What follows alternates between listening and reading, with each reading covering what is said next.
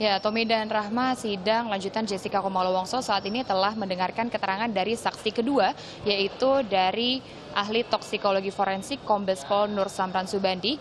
Ini yang memberikan pernyataan terkait dengan kandungan yang diduga ini terdapat sianida di kopi Vietnam yang ditenggak oleh Mirna.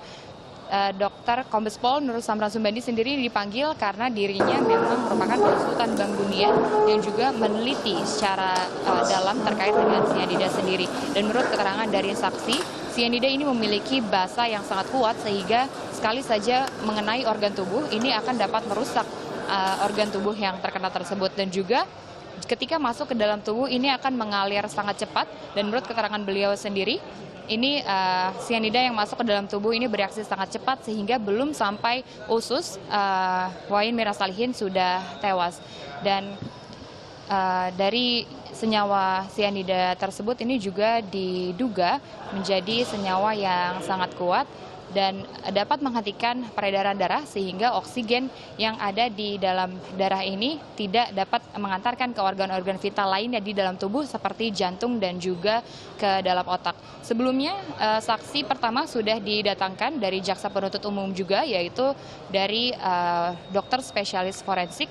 Ini ada Slamet Purnomo dari Rumah Sakit Bayangkara Jakarta Timur.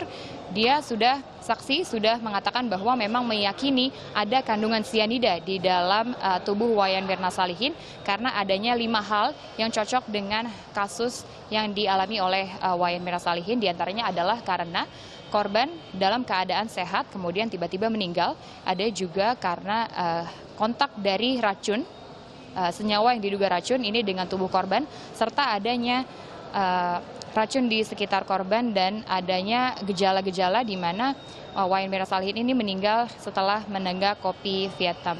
Dan menurut keterangan dari dokter forensik sendiri, senyawa sianida ini menghentikan atau bereaksi sangat kuat sehingga menyebabkan terjadinya erosi pada bibir. Ini menyebabkan bibir di Wayan Mirna Salihin ini berubah menjadi kebiruan dan juga lambung ini berubah menjadi kehitaman. Namun hal ini dibantah oleh kuasa hukum Jessica Otto Hasibuan yang menyatakan bahwa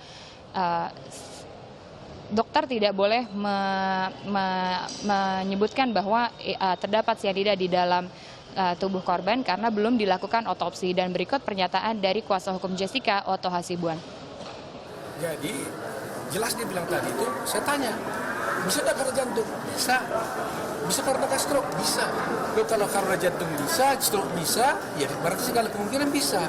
Jadi dengan tidak dilakukannya otopsi, maka hasil pemeriksaan itu nggak valid. Nggak boleh kita nyatakan mati karena sianida. Itu kunci utama. Dan Anda boleh baca, boleh tanya ahli di luar negeri dimanapun, tidak akan mungkin seorang dokter berani mengatakan sebab matinya seseorang kalau tidak berdasarkan otopsi. Ya kan? Ya, Tommy dan Rahma, sampai di sidang sebelumnya ini sudah menghadirkan 21 saksi dengan 4 diantaranya adalah kolega dari Wayan Mirna Salihin dan sisanya adalah dari pegawai Cafe Olivier termasuk dengan pelayan, peracik kopi dan juga manajer.